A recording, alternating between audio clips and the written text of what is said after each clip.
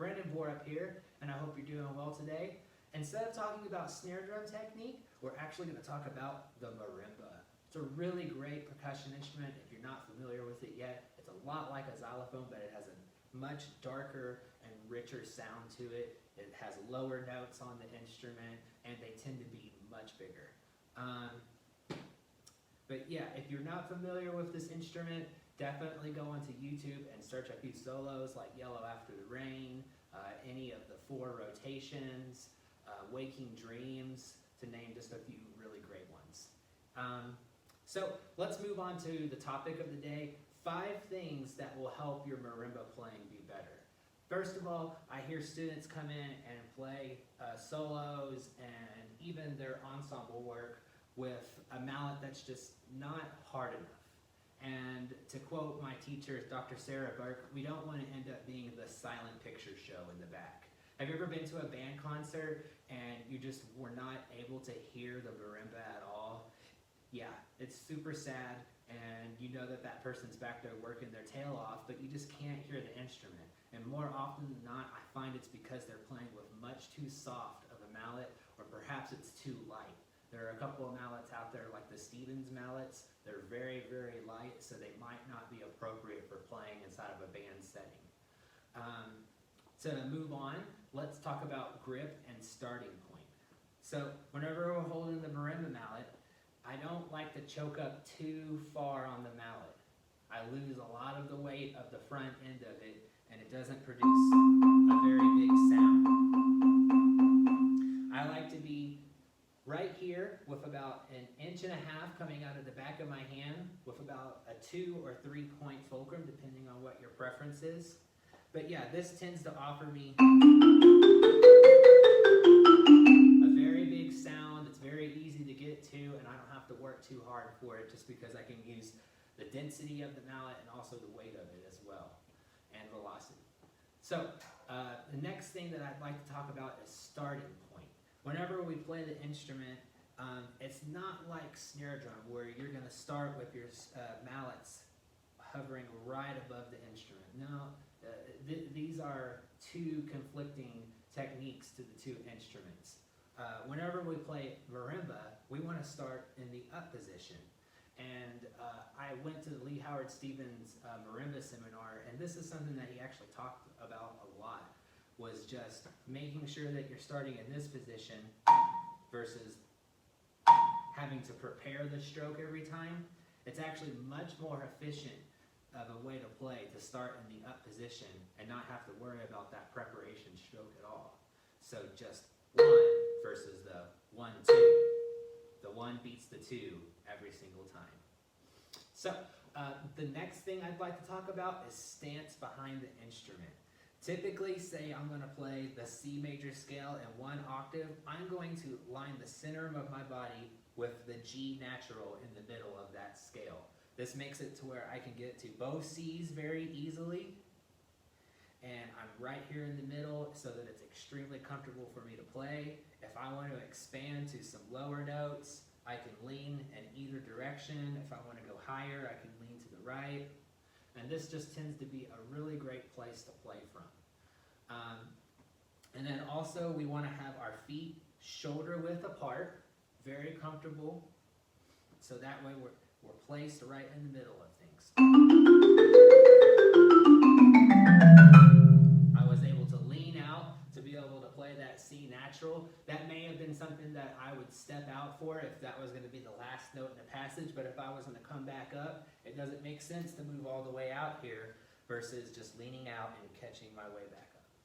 So try not to move or take a lot of steps behind the instrument if you don't have to. You will have to, though, the more notes and the wider of the wider you're going to have to play. So let's talk about bar placement really quick. Now there is the automatic school of thought that you need to be playing in the center of the bar, but just looking at this instrument right away, I can see that the rail, the rail closest to you is actually dead in the center of the bar. So I may have to play a little bit off center. So I think the rule should be that you always try to play play above the resonators in the center of that tube. So that way you get the best sound possible. And I'll play an example real quick.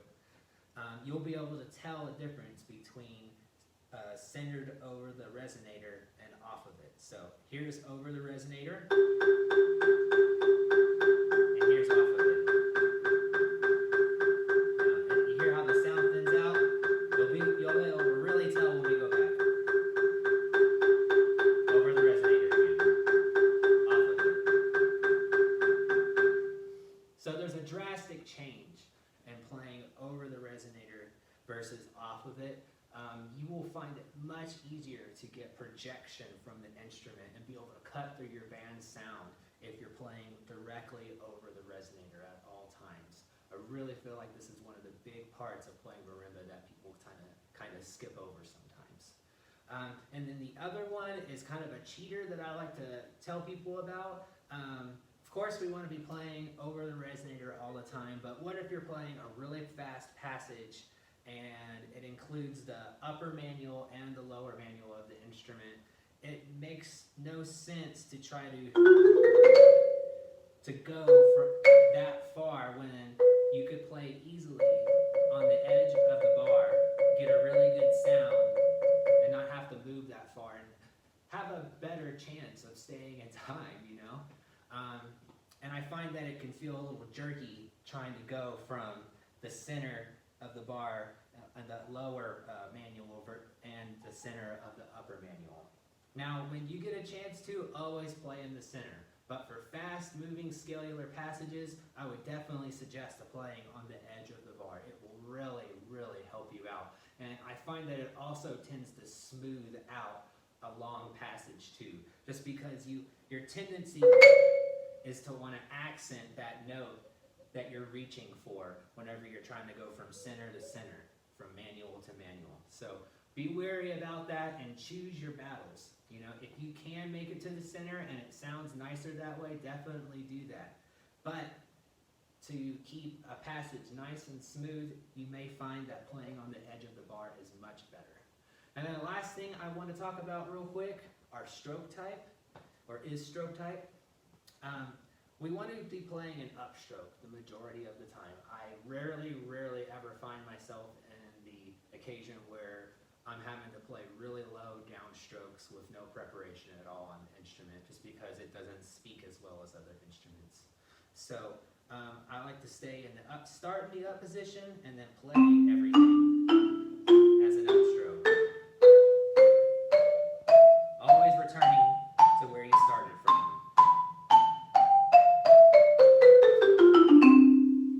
And always coming off the bars. This will allow the bar to actually resonate longer. And what is sound? Sound is vibration. Vibration is resonance. So this is the key to you getting a really nice marimba sound. If you leave the mallet on there for a second, it tends to make a funny sound, and it just doesn't resonate like this. We lose the sustain if it's too into the bar. So it always has to come off the bar.